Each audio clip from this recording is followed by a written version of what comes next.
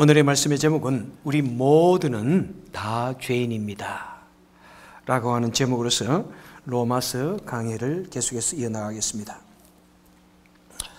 Okay, I want to ask you our children, are you saved?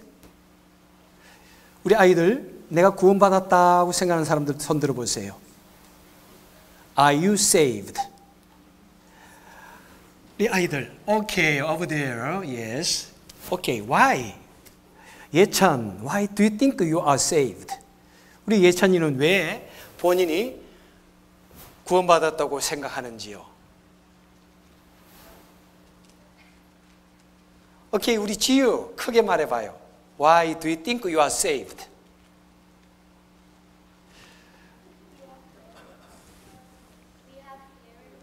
You have what? Parents. 와, 우리 부모님이 잘 믿기 때문에 이 말이에요, 그죠? 우리 부모님이 잘 믿기 때문에 제 설교 원고를 본 것 같아요. 예, 우리 가끔씩 그렇게 생각합니다. 내가 구원을 받았다. 나는 교회에 열심히 잘 다니기 때문에 because I go to church every Sunday. That's why I'm saved. 이렇게 생각하는 경우도 있고, 우리 부모님이 열심히 기도하고 우리 부모님이 잘 믿으니까 내가 구원을 받았다고 생각하고, 내가 신앙생활을 잘 하기 때문에 내가 구원을 받았다고 생각하는 그런 경향이 간혹 있습니다.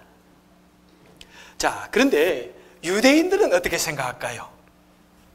바로 그 문제를 지금 사도 바울이 로마서 2장에서 논하고 있습니다. 자, 유대인들은 자신들에 대해서 어떻게 생각하는가? 여기 보니까 우리는 하나님의 택한 백성이다. 우리는 하나님의 택한 백성이다. We are God's chosen people. 우리가 무엇을 하든지, 우리가 무슨 짓을 하든지 우리는 구원받은 백성이다. 이렇게 생각하는 것입니다. 우리 피 속에 이스라엘 사람들에게 피가 흐르고 우리가 만약 할례를 받았다면 우리는 무엇을 해도 관계없다. 이렇게 생각한다는 것입니다. 사도 바울은 바로 그런 유대인들을 향해 여러분들, 그 유대인들의 그런 생각은 모순투성임이고 잘못되었다고 지적하는 것이 쭉 2장 전체에 나오고 있습니다. 자, 17절을 같이 한번 보도록 하겠습니다. 2장 17절 다 같이 읽겠습니다. 시작. 유대인이라 불리는 내가 율법을 의지하며 하나님을 자랑하며, 이렇게 시작하고 있습니다. 곧 유대인들은 자신들이 하나님의 율법을 받은 그렇게 대단한 민족이다. 선택받은 민족이다. 그리고 우리는 하나님이 우리를 사랑하기 때문에, 하나님께서 우리를 선택했기 때문에 우리는 너무나 참 거룩한 백성이다. 이렇게 자랑한다는 것입니다. 그런데 문제는 무엇입니까? 2장 21절부터 23절까지 쭉 보면 이렇게 말하고 있습니다. 다른 사람을 가르치는 내가 내 자신을 가르치지 아니하느냐? 도둑질하지 말라 선포하는 내가 도둑질하느냐? 간음하지 말라 말하는 내가 간음하느냐? 율법을 자랑하는 내가 율법을 범함으로 하나님을 욕되게 하느냐? 하나님의 이름이 너희 때문에 이방인 중에 모독을 받는도다. 이렇게 적고 있습니다. 자, 유대인들은 어떻게 한다는 것입니까? 이야, 우리는 하나님의 백성이다. 우리는 어떤 일을 해도 우리는 구원받은 백성이다. 그러면서 오히려 율법을, 하나님의 말씀을 너무나 잘 알면도 불구하고 오히려 더 간음을 행하고 오히려 더 도둑질하고 오히려 그 율법을 남용한다는 것입니다. 그러면서 믿지 않는 사람들에게, 이방인들에게 하나님의 이름을 먹칠을 한다는 것입니다. 하나님의 이름을 모독받게 한다는 것입니다. 그렇습니다. 유대인들은 율법을 너무나 잘 알기 때문에, 또 자신들이 구원받은 백성이라는 그런 생각 때문에 오히려 율법을 지키지 않는, 율법을 어기면서도, 하나님의 말씀을 어기면서도 나는 구원받았어, 이렇게 생각하는 경향이 있다는 것입니다. 바로 그런 사람들을 향해서 사도 바울은 지금 무엇이라고 말씀하고 있습니까? 2장 6절에서 하나님은 각 사람의 행한 대로 보응하신다, 이렇게 말씀하고 있습니다. 유대인들이요, 우리가 하나님의 백성이라고 해서 무조건 구원받은 것은 아니라는 사실입니다. 하나님은 그 행하는 대로, 또 2장 11절에서 보니까 하나님은 외모로 사람을 취하지 않습니다, 이렇게 말씀하고 있습니다. 하나님은 혈통으로, 어떤 외적인 조건으로 사람을 판단하지 않냐고 믿음과 그 열매의 행위를 보고 판단하신다는 것입니다. 그래서 2장 28절과 29절에서 이렇게 말씀합니다. 표면적 유대인이 유대인이 아니요 오직 이면적 유대인이 유대인이며 할례는 마음에 할지니 영에 있고 율법 조문에 있지 아니하니라. 이렇게 말씀하고 있습니다. 그러니까 겉으로 혈통적으로 태어난 유대인들, 그것이 유대인이 아니다. 마음으로부터 진실로 하나님을 믿는 사람이 구원받은 백성이다. 이렇게 말씀하고 있습니다. 그래서 아무리 혈통적으로 외적인 조건으로 구원받았다고 생각하는지 모르지만은 결국에는 그 마음의 믿음에 따라서, 그리고 그 마음의 믿음이 주는 행위에 따라서 하나님께서는 심판하신다고 이렇게 말씀하고 있습니다. 그러면서 이제 로마서 3장으로 넘어가게 됩니다. 자, 로마서 3장을 보면은 질문으로 시작하고 있습니다. 자, 그런즉 유대인의 나음이 무엇이며 할례의 유익이 무엇이뇨? 라고 질문을 합니다. 그리고 3장 전체에 계속해서 이 질문이 던져 나오고 있습니다. 그 질문이 약 7개가 나오고 있습니다. 무엇이뇨? 무엇이뇨? 이 사도 바울은 어떤 질문을 던지고 그 질문에 답하는 헬락식 방법을 가지고 어떤 진리를 풀어가는 것을 매우 좋아합니다. 당시 헬라의 철학적 접근 방식이 무엇입니까? 어떤 가상적인 질문자를 내어놓고 그 질문자가 던진 말을 풀어가면서 진리를 하나하나 설명하는 것을 좋아합니다. 예수님 오시기 전 400년 전에 바로 이 소크라테스와의 대화라는 이 플라톤의 책이 있습니다. 이 소크라테스라는 사람이 사실 실제하는 인물인지는 그 책 외에서는 알 수가 없는 사람입니다. 플라톤은 소크라테스라는 그 사람의 이름을 말하면서, 물론 자신의 스승일 수도 있습니다. 소크라테스가 이렇게 질문하는 것을 또 질문하는 것을 답하는 형식으로 이렇게 하듯이 헬라의 그런 방법을 통해서 역시 사도 바울도 우리 기독교의 여러 가지 난제들을 또 하나하나 풀어나가기를 원하는 것입니다. 그래서 먼저 3장 9절에 보니까 이런 질문을 던집니다. 우리는 어떠하뇨? 우리는 나으뇨? 이렇게 던지고 있습니다. 사실 귀납법적인 그런 설교나 그런 어프로치를 할 때 질문을 많이 던집니다. 그래서 저도 항상 여러분에게 질문을 던집니다. 오늘 아이들에게도 여러분들에게도 여러분 구원받았다고 생각하십니까? 이렇게 던집니다. 그러면 마음속에서 먼저 직접적으로 내가 대답을 하지 않아도 그것이 과연 뭘까? 생각이 막 떠오르기 시작하는 것이죠. 그래서 그것을 하나하나 물어가는 것입니다. 자, 사도 바울이 이제 유대인의 죄악성을 신랄하게 2장에서 비판했는데, 신랄하게 비판해놓고는 지금 사도 바울이 이제 우리에게 묻고 있습니다. 그러면은 우리는, 너는, 당신은 이렇게 묻고 있는 것입니다. 자, 유대인들이 자신들이 혈통으로서 구원받는다고 무슨 악한 짓을 해도 된다고 생각하면서 오히려 죄를 많이 짓는데, 우리는, 당신은, 우리는 더 낫습니까? 우리 그리스도인들은 더 낫나요? 예수 믿는 우리 기독교인들은 괜찮은 사람인가요? 이렇게 묻고 있습니다. 여러분 어떻게 생각하세요? 우리는 더 낫습니까? 정말? 우리는 괜찮은가요? 내가 생각할 때 나는 상당히 괜찮은 사람이야. 나는 어려운 사람 당하는 사람들 보면 가끔 도와주기도 하고, 어려움 당하는 사람들 있으면 좋게 두드려 주기도 하고, 홈리스가 오면은 음식도 좀 사주고, 그리고 뭐 열심히 교회 와서 봉사도 하고, 그러니까 좀 낫다고 생각하시는가요?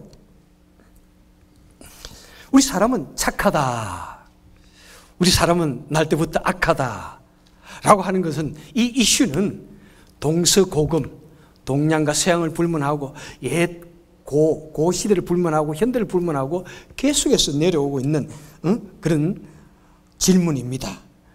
예를 들면 맹자는 사람은 악하다고 했습니까? 선하다고 했습니까? 맹자는 사람은 선하다. 그 다음에 순자는 사람은 악하다. 이렇게 성학설을 주장했습니다. 그러면 성경은 어떻게 말하고 있습니까? 성경은 사람의 본성에 대해서 어떻게 말하는지 3장 9절에서 이렇게, 9절 하반절에서 이렇게 말씀하고 있습니다. 유대인이나 헬라인이나 다 뭐라고요? 죄 아래에 있다. 이렇게 말씀하고 있습니다. 그렇습니다. 지금 사도 바울이 유대인들을 신랄하게 비판한 후에 우리도 절대로 좀 더 나은 존재라고 착각하면 안 된대. 이렇게 말하고 있는 것입니다.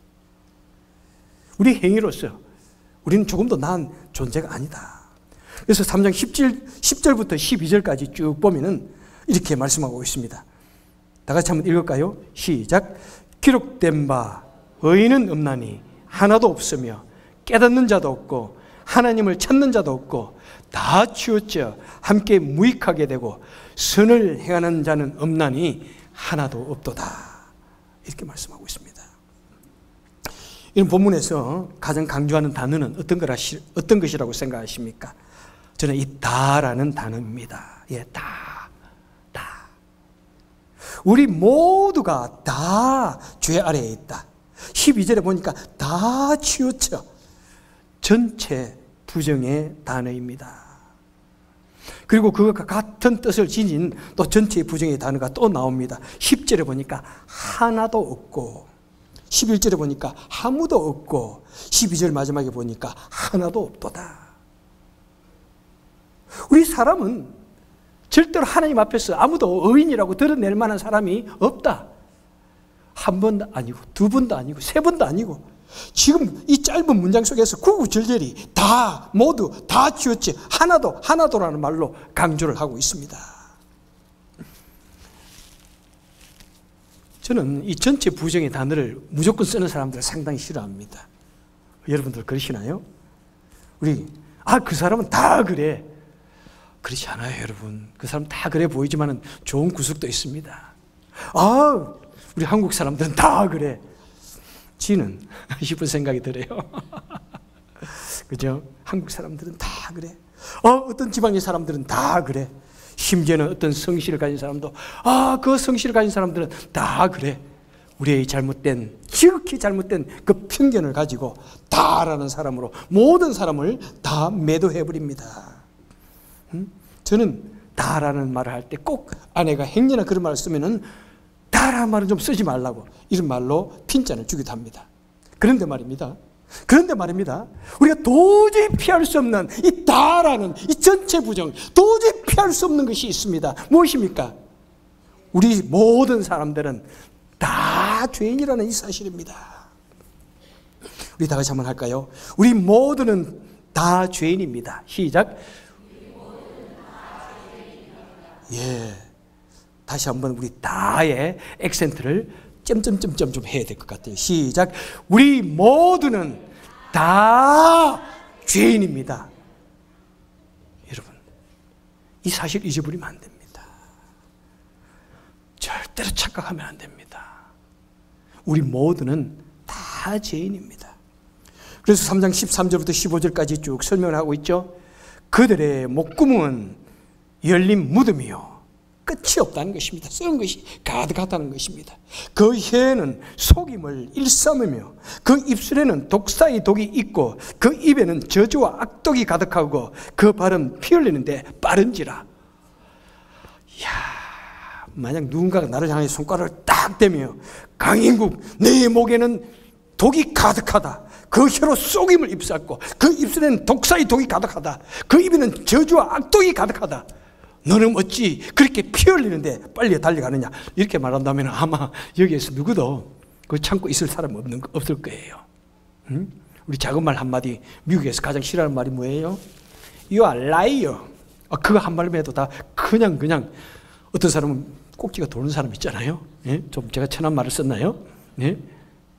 그냥 당신 나쁜 사람이야. 그 말 하면 그냥 눈이 평 도는 사람들이 있습니다만은 사도 바울이 지금 우리를 향해 그렇게 말하고 있습니다. 너 대단해? 너 아니야. 절대로 아니야. 너는 이렇게 입만 벌리면 썩은 냄새가 푹푹 나는 인생이고 말만 했다면 사람을 죽이는 독사의 독이 가득한 사람이라고 우리에게 말하고 있습니다. 여러분 인정하세요? 절대 인정 안 한다는 말인 것 같아요. 여러분 정말 우리가 인정하기 힘들지도 모르지만은 하나님은 우리 마음을 알고 계시면서 우리에게 지금 그렇게 말하고 있습니다. 여러분 어떤 사람을 보면 참 괜찮아 보이는 사람이 있습니다. 그죠? 저도 같은 목사를 볼 때 참 괜찮은 사람이다.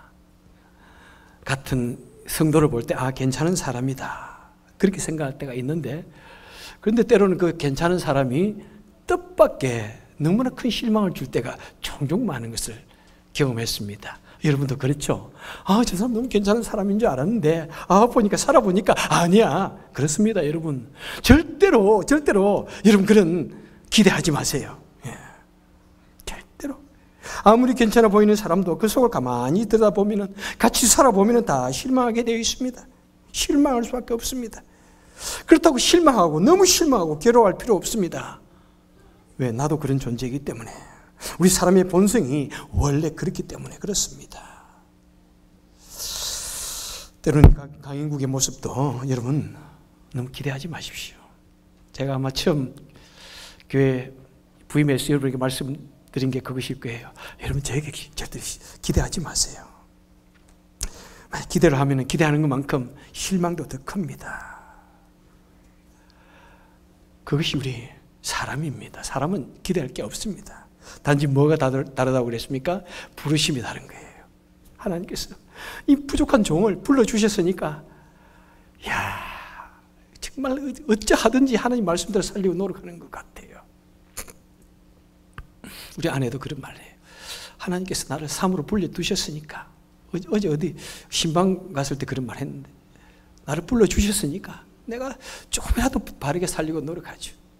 정말 하나님께서 나를 목사로 불러주지 않으셨으면 어떻게 됐을까? 목사로 불러주셨으니까 그래도 바르게 살리기를 노력하고, 그래도 하나님 말씀을 가까이 하고, 그래도 목사답게 살리고 노력하는 것이 있죠. 그렇지 않으면 저는 누구보다도 더 많은 죄악의 가능성을 가지고 있는 더 연약한 그런 존재고 죄성이 많은 그런 존재인 것을 여러분에게 솔직히 고백합니다. 그러면서 사도 바울은 9절에서 말씀합니다. 우리가 다 죄 아래에 있도다. 죄 아래에 있다는 말은 무엇입니까? 죄가 우리를 꽉 누르고 있다는 것입니다. 죄가 우리를 완전히 컨트롤 오버하고 있다는 것입니다.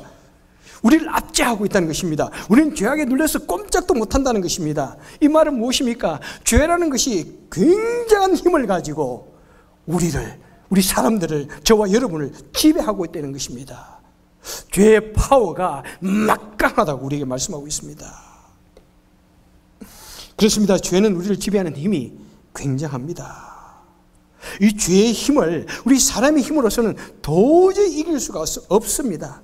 이 죄라는 것이 한번 우리를 탁 낚아채면은 마치 낚시바늘에 걸린 물고기처럼 그냥 힘없이 쭉 끌려갈 수밖에, 배를 드러내고 끌려갈 수밖에 없는 것이 우리 인생들입니다. 그래서 사도 바울은 로마서 7장 23절에서 이렇게 말씀합니다. 내 지체 속에서 한 다른 법이 내 마음의 법과 싸워 내 지체 속에 있는 죄의 법 아래로 나를 사로잡아 오는 것을 보는도다. 이 죄의 법이 얼마나 막강한지 나를 확 사로잡아서 막 끌고 그냥 분탕질을 한다는 것입니다. 마치 굴비 엮듯이 우리를 엮어가지고 그냥 마음 원하는 곳에 가서 팔아버린다는 것입니다. 쇠사슬에 매여 끌려가는 노예처럼 우리는 아무런 힘이 없이 그냥 끌려가는 것이 우리의 모습이라는 것입니다. 마치 도살장에 끌려가는 소의 신세가 바로 저와 여러분이었다는 것을 우리에게 말해주고 있습니다. 죄의 능력은 무엇입니까? 죄는 굉장히 잔인한 파괴력을 가지고 있습니다. 16절에서 말씀하고 있죠. 파멸과 고생이 그 길에 있다. 얼마나 이 죄가 잔인한지요. 아담과 하와가 하나님을 불순종하고 죄를 졌더니 그 죄가 이 세상을 무섭게 파괴하기 시작했습니다. 하나님과 사람의 이 관계를 파괴하였습니다. 사람과 사람의 신뢰를 파괴시켰습니다. 이 세상에 각종 질병이 생겨서 건강을 파괴하고 생명을 파괴하는 죽음이 왔습니다. 인간의 모든 행복과 평안을 철저하게 파괴했습니다. 그리고 자연조차도 그 완벽한 조화가 파괴되어서 땅에서는 온갖 가시덤불과 은근키가 생기고 약육강식이 서로가 서로를 잡아먹는, 피를 흘리는 그런 시대가 오게 되었습니다. 이 죄가 때로는 우리 가정에 들어오면 그냥 검은 머리가 팥뿌리가 될 때까지, 죽음이 우리를 갈라놓기 전까지 사랑할 것 같은 부부 사이가 서로가 다투는, 싸우는, 원수처럼 싸우는 그런 가정이 되기도 합니다. 때로는 아름다운 부자 관계가, 부모와 자식 간의 관계가 그 속에 한번 죄라는 것이 들어온다면 서로 부자 관계가 서로 원수처럼 등을 돌리고 평생을 보지 않는 그런 사람들도 있다고 합니다. 아름답던 청춘의 남녀의 그 속에 죄라는 것이 싹 뿌리를 내리고 들어오기 시작하면 그 아름다웠던 그 미래가 철저히 파괴되어지는, 잔인하게 파괴되어지는 그런 모습을 보게 됩니다. 죄는 이토록 잔인합니다. 죄는 잔인합니다. 우리의 행복을 철저하게 무섭게 파괴하는 그런 힘을 가지고 있습니다. 또는 죄는 어떻습니까? 죄는 그 죄값을 끝까지 반드시 치르기를 원하는 그런 끈질김을 가지고 있습니다. 어떻게 됐다고요? 로마서 3장 23절에 보니까 모든 사람이 죄를 범하여서 결국엔 하나님의 영광에 이르지 못하는 그런 존재가 되었다는 것입니다. 나의 죄값으로 도저히 그 죄값을 치르기 전에는 하나님께 가까이 갈 수 없는 그런 존재가 되었습니다.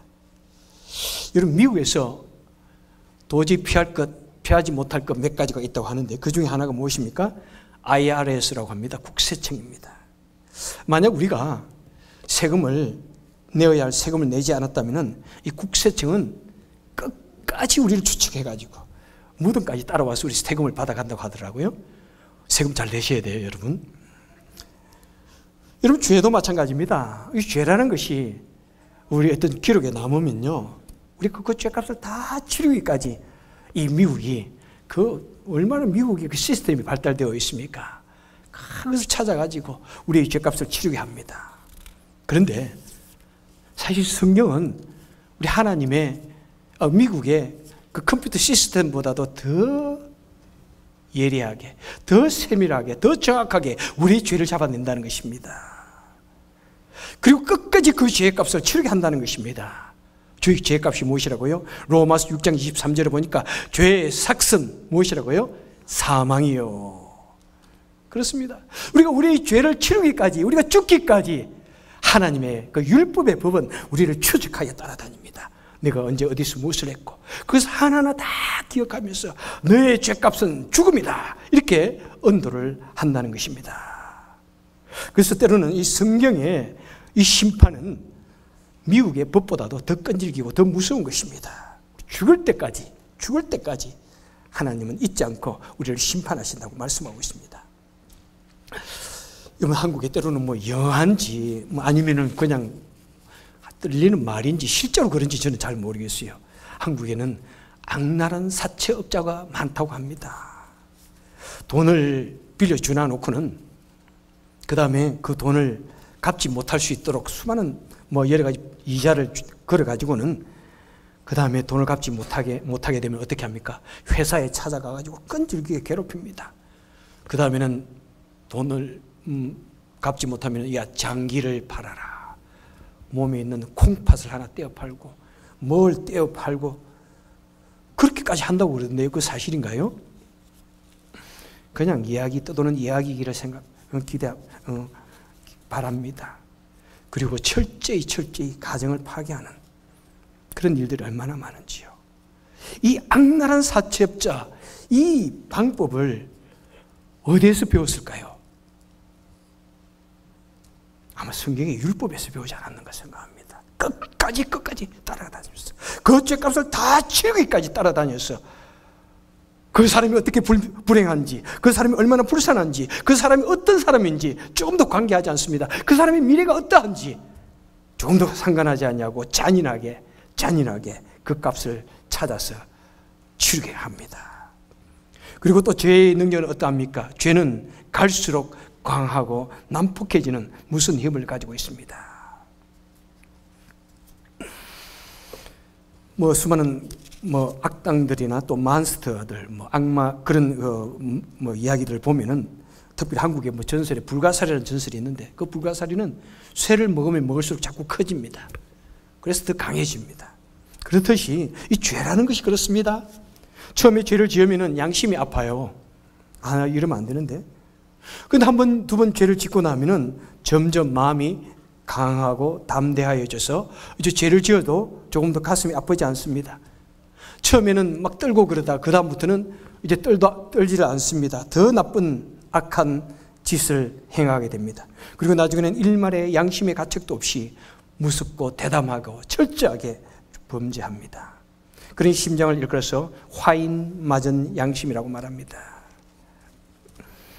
마치 인두에 지져진 피부가 그 감각이 없듯이 양심이 화인을 맞아서 어떤 죄를 지어도 조금도 두려움을 느끼지 않는, 양심의 괴로움을 느끼지 않는 그런 사람이 되어져 간다는 것입니다. 그래서 죄는 사람을 지배합니다. 죄는 사람을 파괴합니다. 죄는 그 죄의 값을 반드시 찾아갑니다. 죄는 죄악을 저지를수록 더 강해지고 더 잔인해집니다. 그렇기 때문에 이 세상은 점차적으로 더 희망이 없어져 가는 그런 세상이 되어진다는 것입니다. 그래서 사도 바울은 그럼 우리는 어떻게 해야 되는가? 그 죄의 결과에 대해서 이렇게 결론을 내립니다. 로마서 3장 23절에 보니까 모든 사람이 죄를 범하였음에 하나님의 영광에 이르지 못하더니 라고 말씀하고 있습니다. 사람은 죄값으로 말미암아 도저히 하나님의 영광의 수준에까지 이르지 못하는 그런 비참한 존재가 되었다는 것입니다. 인생의 문제는 하나님으로부터의 단절이라는 것을 우리에게 말씀하고 있습니다. 우리 인생들이 하나님으로부터 단절되고 나니까 우리 인생들은 참으로 비참하고 절망적인 그런 존재가 되었습니다. 우리 인생에게는 희망도 없고 빛도 없고 꿈도 없고 사랑도 없습니다. 그곳에는 오직 가득한 죄악 속에 절망과 어둠과 미움과 파괴, 눈물밖에 없습니다. 그런데 말입니다. 하나님께서는 그러한 우리의 죄악 속에, 무슨 죄의 권세 속에 우리를 버려두지 않으신다는 사실입니다. 우리 인생들이 그렇게 절망적인 죄 아래에 놓여 있는 그런 헬프리스한 불가항력적인 존재가 되니까 하나님께서 친히 개입하십니다. Divine intervention. 하나님께서는 두 손을 걷어붙이시고 우리를 구원하시기 위해서 이 세상에 내려오십니다. 이 세상에 사람의 몸을 입고 오셔서 그리고 두 손을 걷어붙이시고 그 죄와 더불어서 싸우십니다. 죽기까지 싸우셨습니다.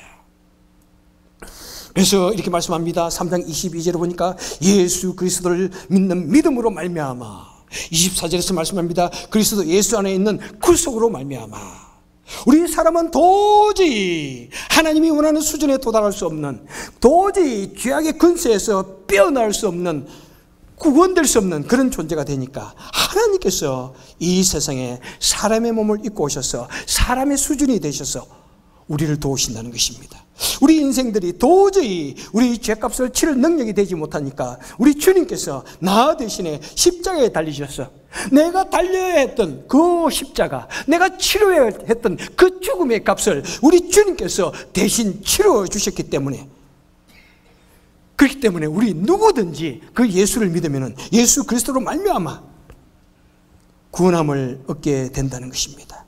우리 힘으로서는 도저히 죄악의 근세에 노예나지 못하니까 우리 주님께서 대신 우리 대신에 사단과 더불어 싸우셔서 이기시고 철저하게 그들에게 모든 죄의 값을 다 치료해 주시고 피의 값을 치료해 주시고 죽음의 값을 치료해 주시고 그리고 사망 근세를 깨뜨리고 이기셔서 부활하심으로 말미암아 누구든지 그 예수를 나의 주 나의 하나님으로 믿는 자마다 무조건적으로 우리를 구원해 주시겠다고 약속하고 계시는 것입니다.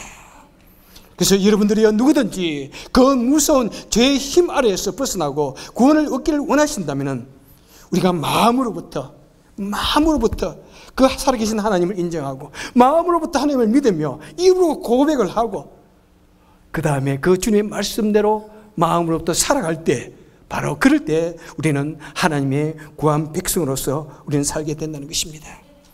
그래서 여러분들이요, 우리 마음 깊은 곳으로부터 신실한 마음으로 고백해야 할 것입니다. 나는 죄인입니다. 다 같이 하겠습니다. 나는 죄인입니다. 시작. 나는 죄인입니다. 이런 고백이 우리 삶 속에서 타임 투 타임 항상 넘쳐나야 됩니다. 그것을 인지해야 됩니다. 지금 온 세계는 미투 운동으로 시끌벅적합니다. 야, 내가 옛날에 이런 일을 당했다. 이런 권세를 가진 사람으로부터, 위의 사람으로부터 이런 성적인 희롱과 폭력을 당했다. 폭행을 당했다. 그래서 그 미투 운동이 하나하나 일어날 때마다 그 명성이 있던 사람들이 하루아침에 땅에 떨어지기도 합니다.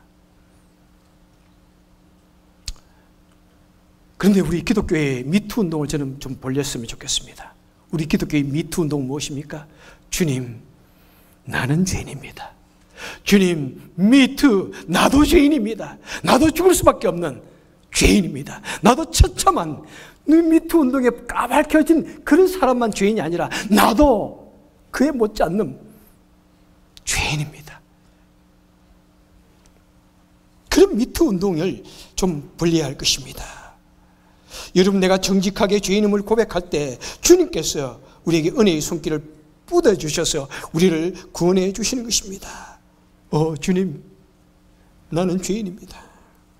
하나님의 은혜가 절대적으로 필요합니다. 하나님의 은혜가 아니면 나는 조금도 가능성이 없는 그런 불쌍한 존재입니다. 하나님, 저를 도와주십시오.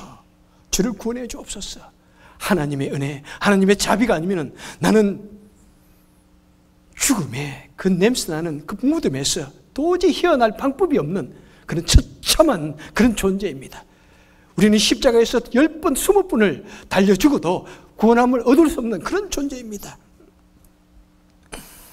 여러분, 우리 다 같이 한번 기독교적인 미투 운동을 벌리기를 바랍니다. 내 마음으로 생각할 때마다 하나님, 나는 죄인입니다.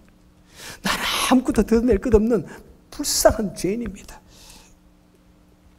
그런 미투 운동을 우리가 벌리심으로 말미암아 참으로 예수 그리스도를 나의 구주로 삼고 우리 하나님의 은혜가 아니면 살 수 없다는 그런 고백을 드림으로 말미암아 더욱 전적으로 하나님의 은혜에 예수 그리스도를 믿는 믿음으로 말미암아 그 놀라운 하나님의 은총으로 평안을 얻고 또 기쁨을 얻고 또 하나님의 은혜로 말미암아 더욱더 담대한 삶을 살아가는 저와 여러분 되시기를 주님의 이름으로 축원합니다. 기도하겠습니다. 하나님 아버지, 나는 죄인입니다. 수많은 미투 운동에 까발켜지는 그 사람들보다도 더 비열하고 더 추한 죄인입니다. 하나님의 은혜가 아니면 내가 어떻게 하나님을 알고 말씀이 믿어지고 예수 그리스도의 은총의 도움으로 말미암아 구원함을 입겠는지요.